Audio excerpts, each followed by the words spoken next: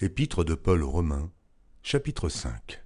Étant donc justifiés par la foi, nous avons la paix avec Dieu par notre Seigneur Jésus-Christ, à qui nous devons d'avoir eu par la foi accès à cette grâce, dans laquelle nous demeurons fermes, et nous nous glorifions dans l'espérance de la gloire de Dieu. Bien plus, nous nous glorifions même des afflictions, sachant que l'affliction produit la persévérance, la victoire dans l'épreuve, et cette victoire, l'espérance.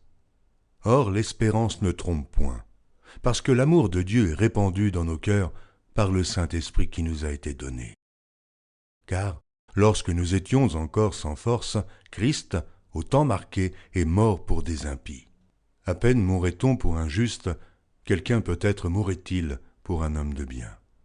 Mais Dieu prouve son amour envers nous, en ce que, lorsque nous étions encore des pécheurs, Christ est mort pour nous. À plus forte raison donc, maintenant que nous sommes justifiés par son sang, serons-nous sauvés par lui de la colère. Car, si lorsque nous étions ennemis, nous avons été réconciliés avec Dieu par la mort de son Fils, à plus forte raison, étant réconciliés, serons-nous sauvés par sa vie. Et non seulement cela, mais encore nous nous glorifions en Dieu par notre Seigneur Jésus-Christ, par qui maintenant nous avons obtenu la réconciliation. C'est pourquoi, comme par un seul homme le péché est entré dans le monde, et par le péché la mort, et qu'ainsi la mort s'est étendue sur tous les hommes, parce que tous ont péché. Car jusqu'à la loi, le péché était dans le monde. Or le péché n'est pas imputé quand il n'y a point de loi. Cependant la mort a régné depuis Adam jusqu'à Moïse, même sur ceux qui n'avaient pas péché par une transgression semblable à celle d'Adam, lequel est la figure de celui qui devait venir. Mais il n'en est pas du don gratuit comme de l'offense, car si par l'offense d'un seul, il en est beaucoup qui sont morts, à plus forte raison, la grâce de Dieu et le don de la grâce venant d'un seul homme, Jésus-Christ, ont-ils été abondamment répandus sur beaucoup.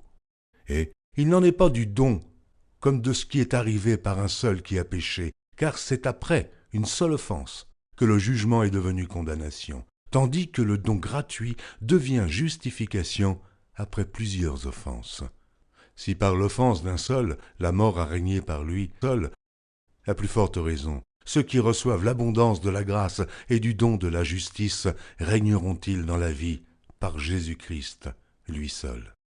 Ainsi donc, comme par une seule offense la condamnation a atteint tous les hommes, de même, par un seul acte de justice, la justification qui donne la vie s'étend à tous les hommes. Car, comme par la désobéissance d'un seul homme beaucoup ont été rendus pécheurs, de même, par l'obéissance d'un seul, beaucoup seront rendus justes. Or, la loi est intervenue pour que l'offense abondât, mais là où le péché a abondé, la grâce a surabondé, afin que, comme le péché a régné par la mort, ainsi la grâce régna par la justice, pour la vie éternelle, par Jésus-Christ notre Seigneur.